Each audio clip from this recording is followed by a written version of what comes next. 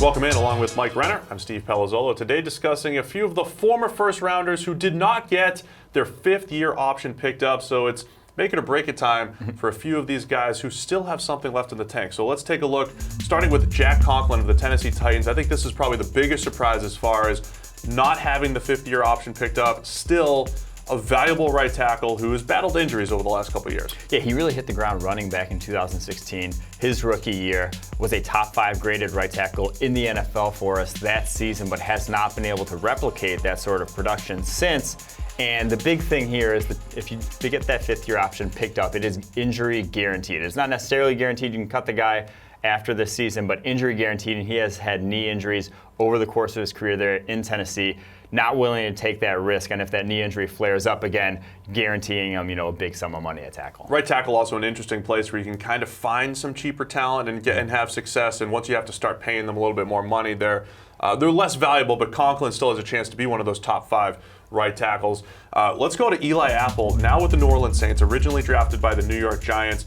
A guy that had trouble with ball skills coming out of Ohio State. They never really learned how to turn and break passes up, but he had played some sticky coverage, was just very inconsistent in his early years with the Giants.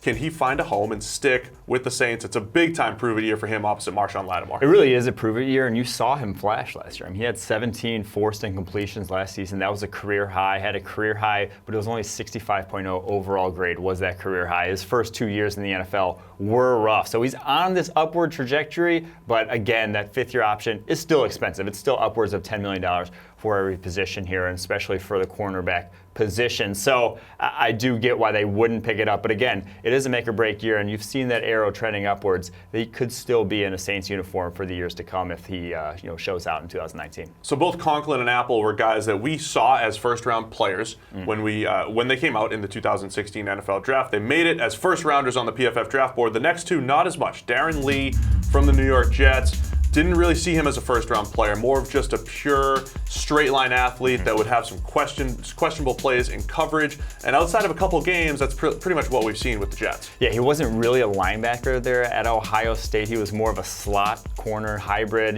We did not ever really play in the box. And when he transitioned to the box linebacker there with the Jets, it just did not work out. Had rough 51.8 overall grade his rookie season. He only kind of turned it around 2018, 72.4 overall. This past season had a nice game against the Lions with a few picks, but outside of those high-end plays, you still see a very inconsistent player. That's why they went out and got C.J. Mosley. The other player that we had, I think maybe back end of the first round, early second. I know you didn't love him at all, though. Robert Nkemdiche from the Arizona Cardinals. I think the big question mark for him coming out, is he a base defensive end? Is he an interior rusher? Does he have enough pass rush moves to truly translate a career high grade that was only 59.5 in that game last year? So has not really lived up to the hype. Yeah, freak athlete, but he was, like you said, kind of a tweener coming out of Ole Miss. Did not have a lot of pass rush moves. The biggest thing was you just had to develop pass rush moves. 3 years in, has not developed any sort of pass rush moves. Only a 59.5 overall grade this past season. Obviously, you'd love Arizona. You need help there